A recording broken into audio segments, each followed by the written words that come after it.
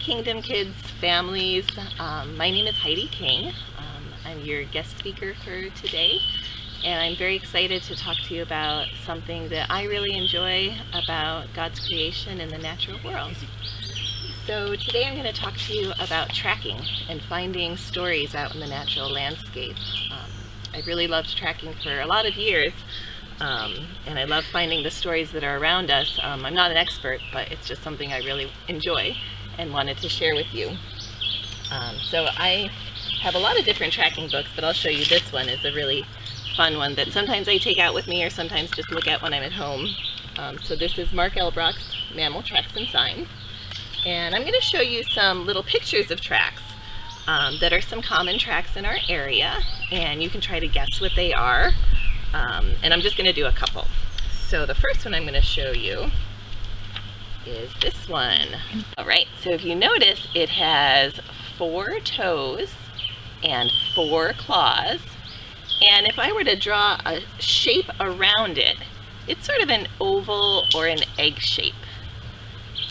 Anybody have any guesses of who that could be? Whose track that might be? This is the track. Well, this is the skull from the animal from this track. So this is an omnivorous animal, and it is a red fox. Now, all the animals in the canine family have a track similar to this. So if you find a track that's sort of oval shaped with 4 toes and 4 claws, you probably found something in the dog family. Could be a neighbor's dog or your dog, could be a type of fox, it could be a coyote. So you can just think about other things that might be out there. Now another track out in the wilderness we sometimes find. This one's so funny, isn't it? So different. So this is the front, and this is the hind, the back one. So in the back one, it has this crazy little thumb for grabbing branches. You can guess what that one might be. Here's his skull, a skull of this animal. And this is a possum.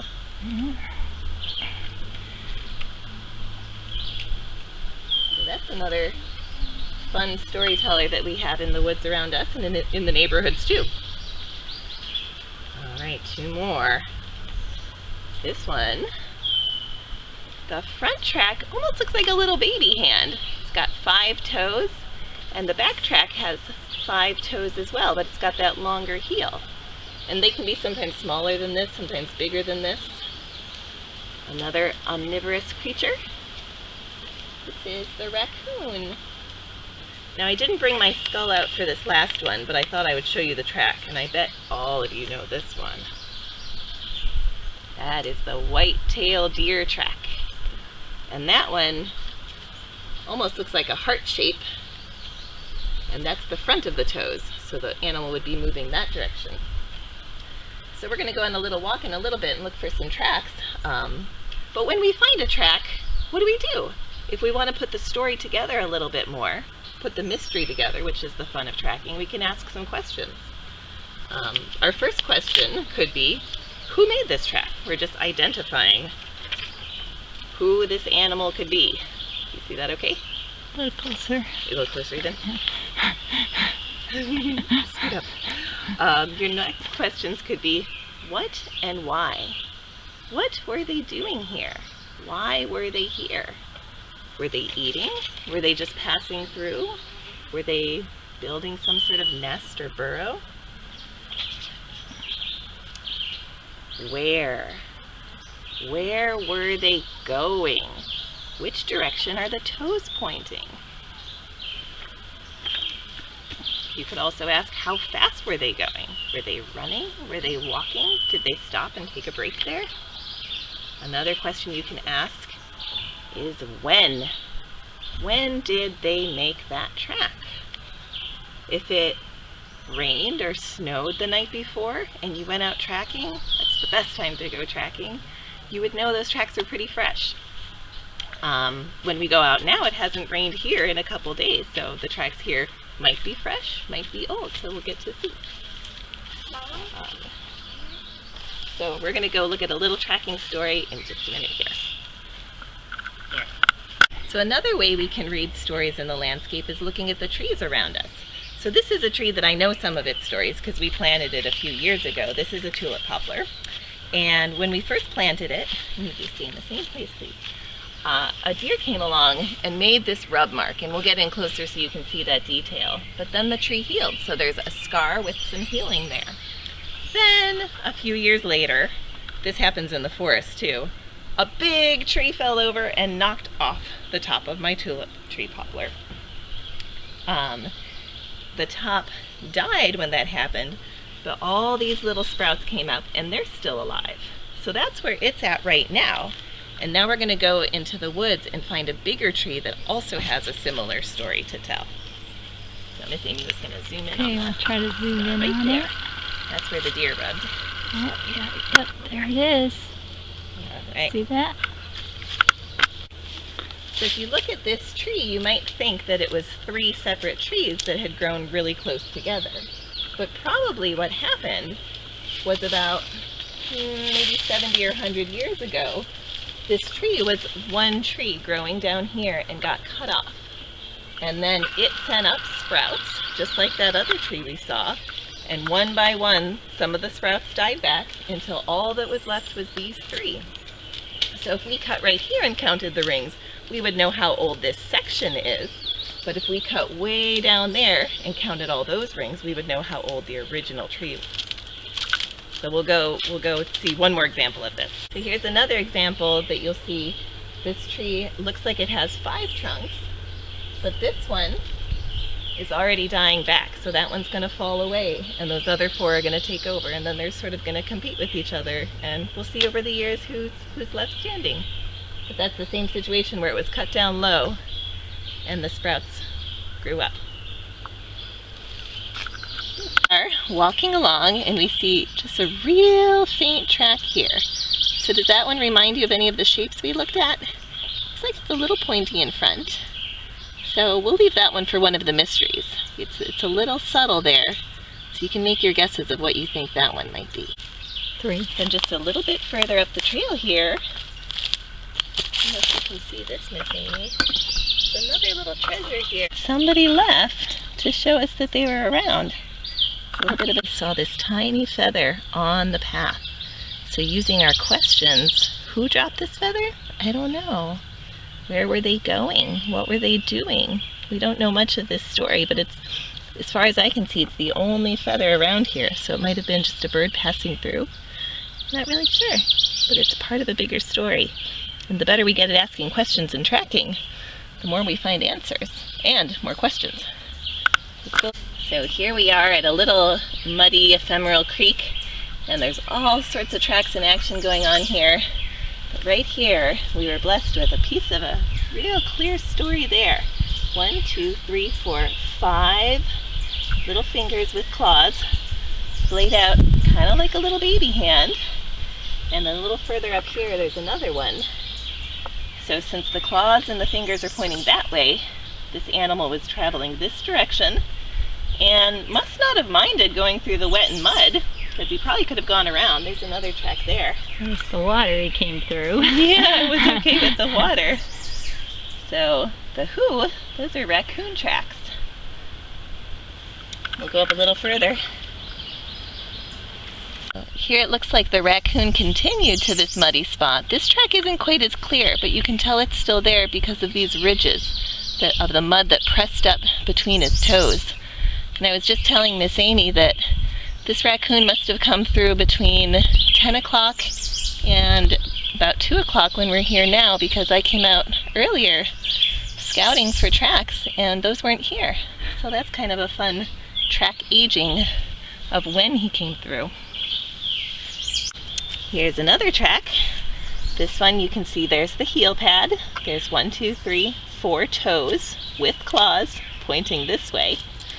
And here's your clue. But just like the wild dogs, it has that same egg-shaped track. But that is our dog's track. But those are still fun tracking stories to look for.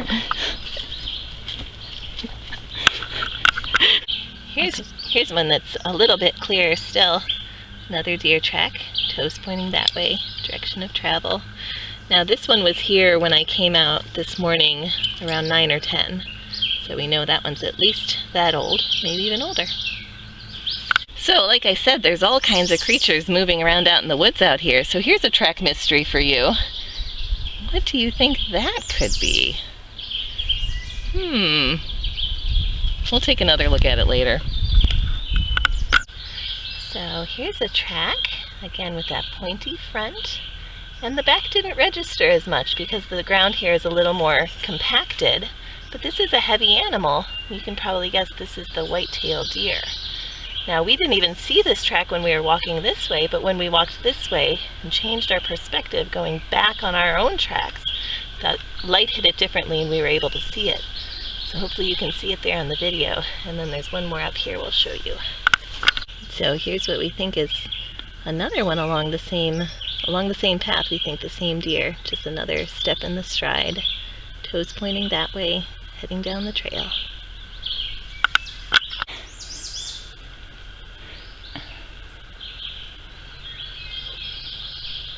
Here's Miss Heidi looking for tracks. We are blessed with much mud in this area.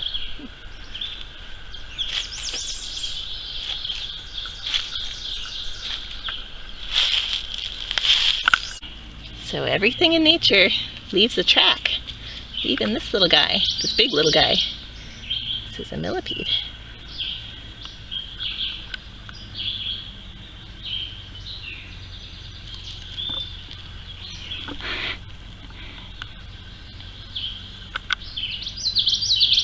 He's called a millipede because he's got 1,000 legs, right? And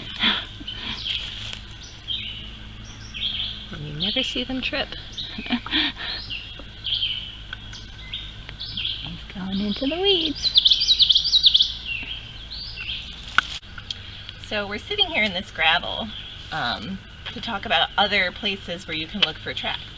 Now gravel's a really hard place to look for tracks. There's really experienced expert trackers that could definitely see tracks in here and tell you what had moved through.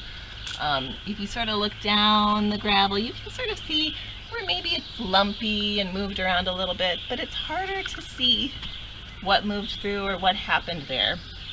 Which brings me to our Bible verse. Sigrid, can you hold up the Bible verse? There we go.